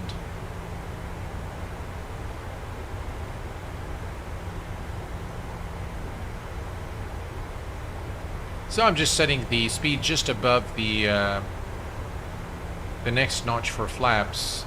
So we're just going to leave it there at 215. And all right, we can release the speed brakes now.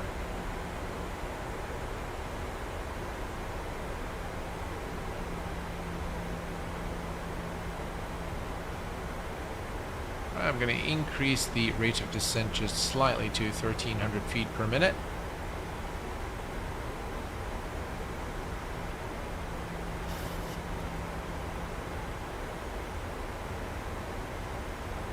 Excellent. Do you still like the IXCG 737? Oh, absolutely. Absolutely. The IXCG 737 is one of the best add-ons created for X-Plane 11 and X-Plane 10 for that matter. The thing is, the IXCG or the engineering group has really abandoned the project, and it has received very little updates after X-Plane 11 was made compatible, and then it received a couple of updates, and that was it. So it's a shame, but that's the case. It hasn't really received much in terms of updates, so they pretty much abandoned the project. It appears as if it was a challenge for them to create, and then they just left it. Unfortunate, but true. There aren't many developers in the X-Plane world. For the big airliners. I think even most senior developers have shifted now to Microsoft Flight Simulator. But let's see. Orbix still hasn't made the products compatible. I know a lot of people are installing Orbix scenery into X-Plane, but officially it hasn't been made compatible yet.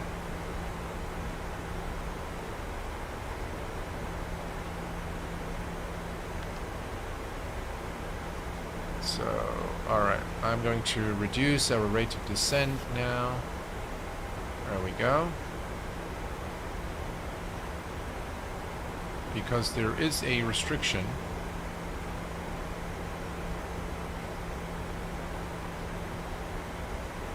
So we're going to go to 800 feet per minute.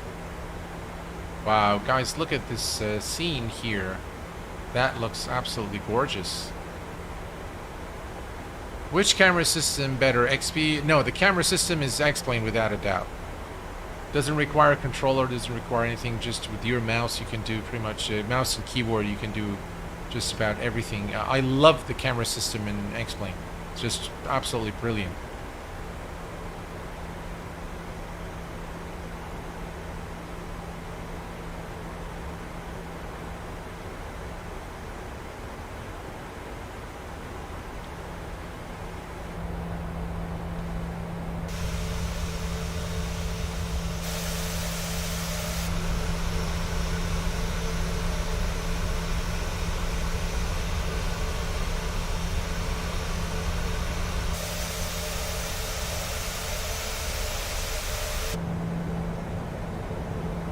Look at that beautiful sight of the wing as we arrive into our destination. Brilliant.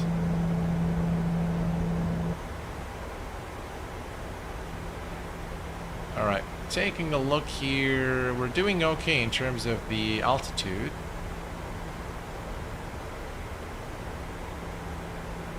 and reduce our rate of descent further to 650.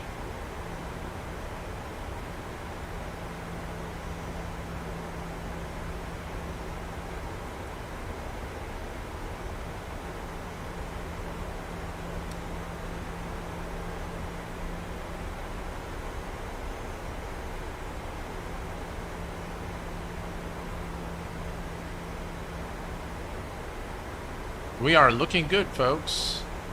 Oh, just look at that scene here. Wow, what a beautiful looking sight as we go through the clouds and the beautiful terrain here in Thailand, just a few minutes away from Phuket, where we are going to land and take all those tourists from Bangkok to have a pleasant time and enjoy themselves.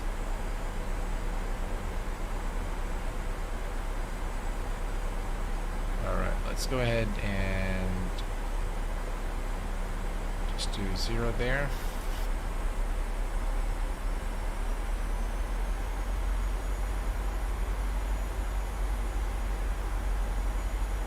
There's a restriction at 5,000, but that's all right. Guys, look at that.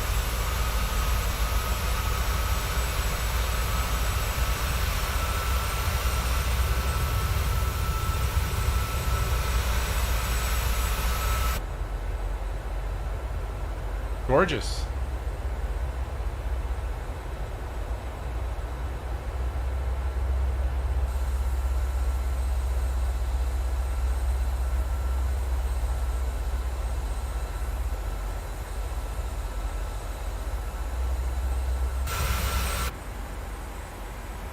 Very nice indeed. I've just played a background music with my video. I need to learn the 737. Currently learning the 777 with airline to sim. Excellent, excellent idea to get airline to sim. What type of aircraft are you using? I didn't quite get you. Airline sim is very good. Oh, that was for power sim. Okay, gotcha.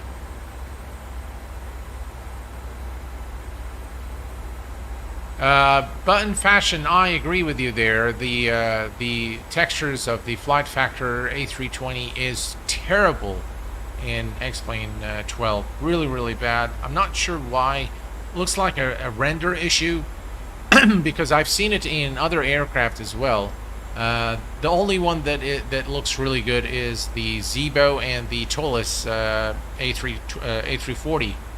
They look pretty good. All right. So we are approaching now. We are gonna go to 2500. So let's go ahead and begin the descent, 1,000 feet per minute, and we are going to start reducing our speed now to 180 or 170 knots. There we go. We're almost there now.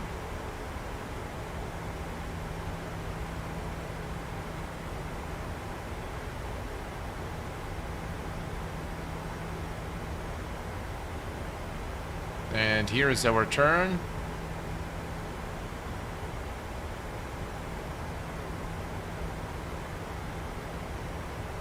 Alright, so what I'm going to do, guys, I'm going to start recording. And when I click on the record, what it does, it pauses the sim. And then it comes back. So we're just going to write EO. Alright. So it will pause the sim for just a few seconds and then it will come back.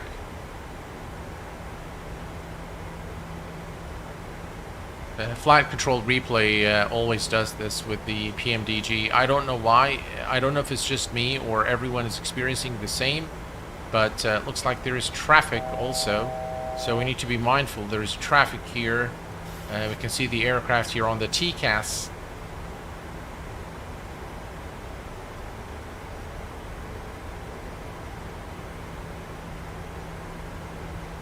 Alright, we're going to set the engine mode selector to continuous, brakes to 2, and we're good there. Right, let's go ahead and extend the speed brakes, slow the aircraft down a little bit.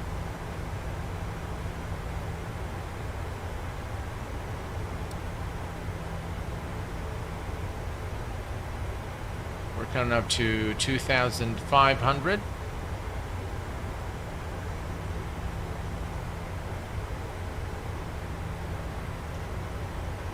Approach is engaged.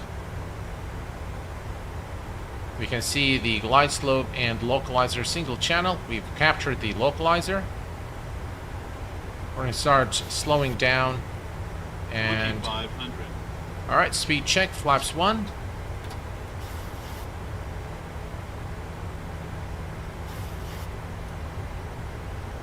Speed check, flaps 5.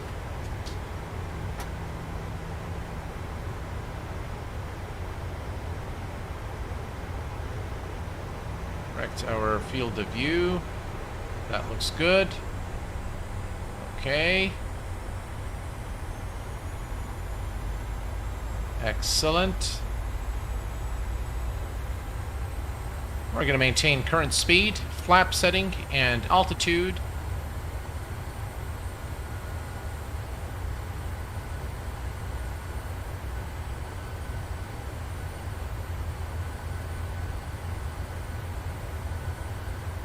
There's an aircraft there. Look at that, guys.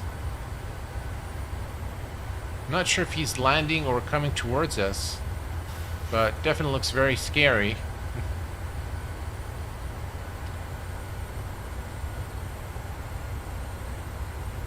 Hello, Phuket. And we have the runway in sight.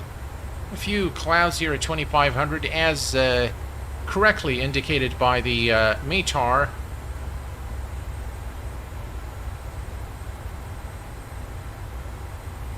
No worry, X-Top. Don't worry, my friend. It's alright.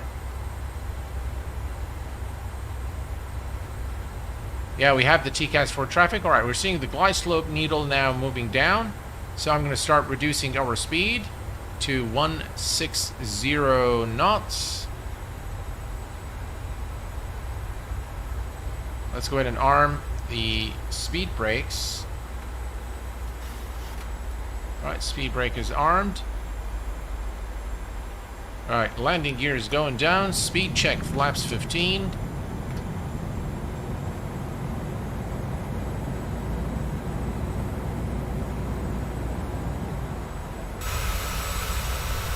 Look at that, folks. Ooh, beautiful. Alright, and 151 is the final approach speed. Speed check, flaps 25.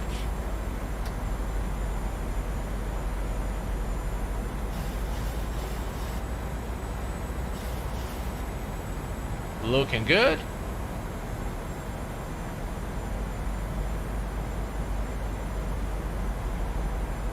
And of course, at 1,000 feet, we will disconnect the autopilot. Hey, my friend from Pakistan. Welcome aboard, my friend. Alright, and we're going to go to 151 knots, which is our final approach speed. Speed check, flaps full. Flaps 30, beg your pardon. Alright, final checks. Landing lights are on. Engine mode selectors 2, continuous. And we have the speed brake is armed. Landing gear is down. 3 greens. Auto brake set to 2. Flaps 30. We are clear to land. Runway 27. I'm going to go ahead and disconnect the autopilot now. Auto throttle disconnected.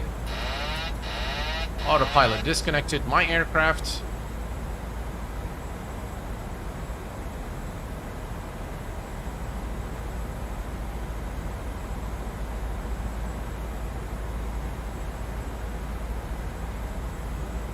Looks like there's an aircraft on the runway.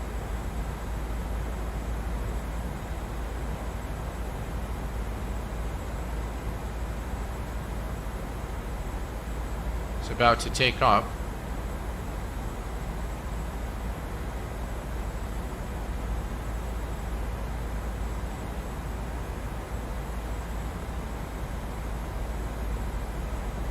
All right, it's good that he's taken off, so we can land. 500.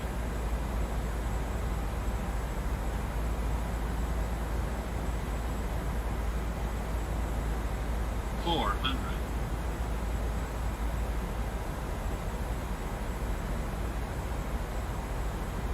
300. 200. 100. 50. 30. 20. 10.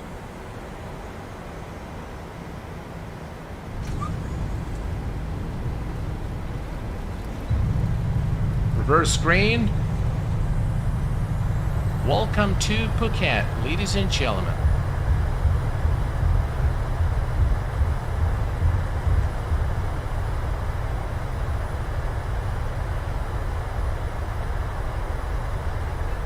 Knots, manual braking.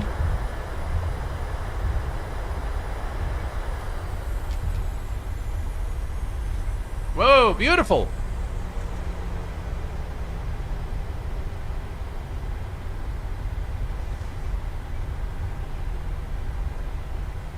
And we'll take a look at the landing in just a moment here. Yeah, exactly. By just exactly, we're at the very end of the touchdown zone there, but we've made it, so I'm very pleased with that. No floating, not really, not really. Oh, just look at this beautiful scenery here of Phuket Island here. Lovely to arrive here at this time of day and to see all those fine aircraft parked at the gate. We're going to go ahead and go to the main gate there and park the aircraft. Let me go ahead and stop the recording here. Alright, so guys, we have two choices here. The first choice is to do the full deboarding, or the other choice is to do a replay of the landing. Oops. So whichever one you prefer, I will do. Probably we're just going to call GSX. Nah, let's forget GSX. We'll just go to maybe to the main terminal there by the big birds there. Replay of the landing, please. Okay, well done. Good job, Captain. Thank you, Jakob. Appreciate it, my friend. Successfully connected. Okay. Wow, man, I absolutely look at this A350 here, and there's an A350 and there is a 777 Thai Airways. They look fantastic, man. Those models by AIG, they look just really very, very good. Love it.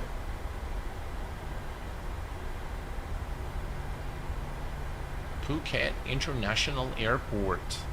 Yeah, let's park with the big guys. Yeah.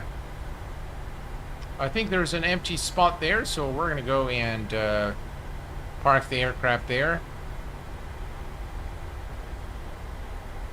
Replay. Everyone says want the replay. All right. Hey, Just Flight, welcome aboard, my friend. All right, so I'm gonna leave everything in the same configuration since we are gonna do the only this. And get back here. All right. Here's the turn. God, I can't wait to have the PMDG 777 and flight in the sim. Very nice airport indeed.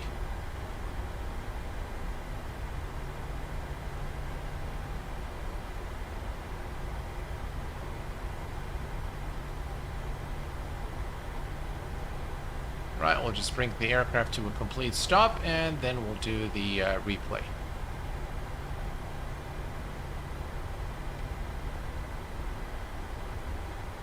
All right, parking brake set. And let's go ahead and bring up the replay. All right, so load. All right. And let's see here. You're from Kuwait, bro. Can you speak Arabic? Yeah, I am from Kuwait indeed. All right, let's do play. That was really a beautiful flight. Traffic. Really enjoyed it very much.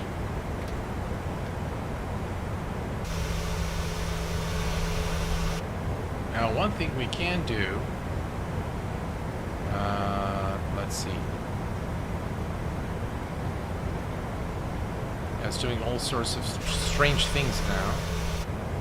But, let's see. Right, we arm the speed brakes.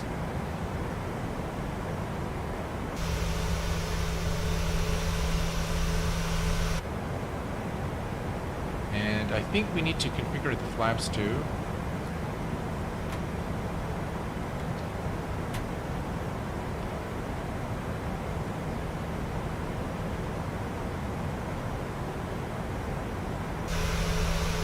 Alright, there we go.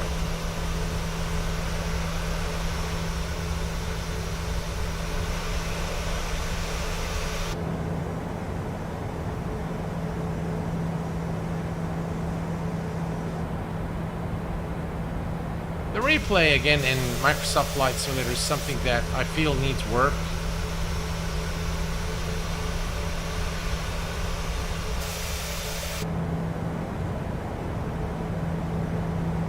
That's the turn towards the airport.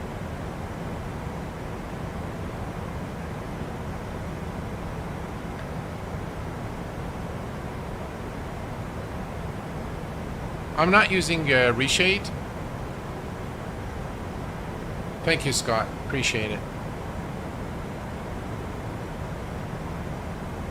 Why is it doing that? Let's see if that fixes the issue. There's this twitch with the replay for some reason.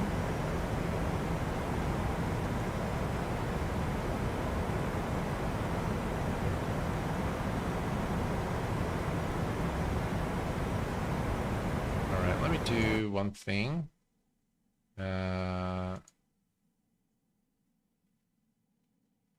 Oh, you know what's happening, guys?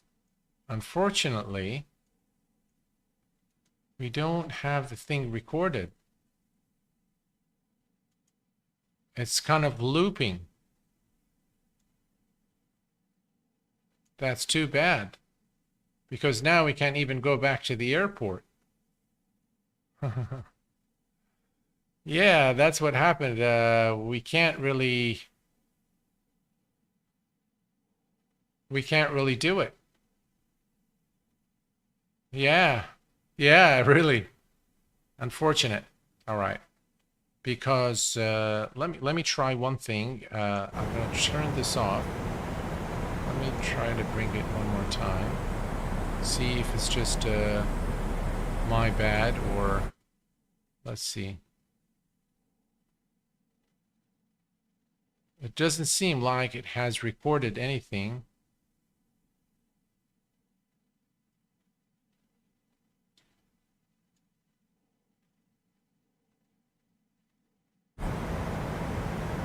Yeah, unfortunately, guys, the recording is... we don't have it. And what that means is we will not be able to do anything. So what I have to do is go back to the main menu. I'm going to load the aircraft back at the airport just so that we can take a quick look at the airport. But unfortunately, yeah, we are unable to do the replay. So sorry about that.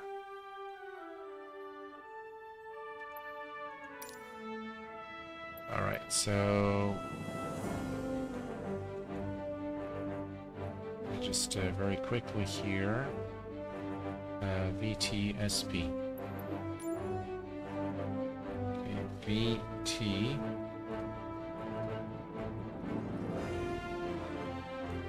We're gonna land the. We're gonna put the same aircraft.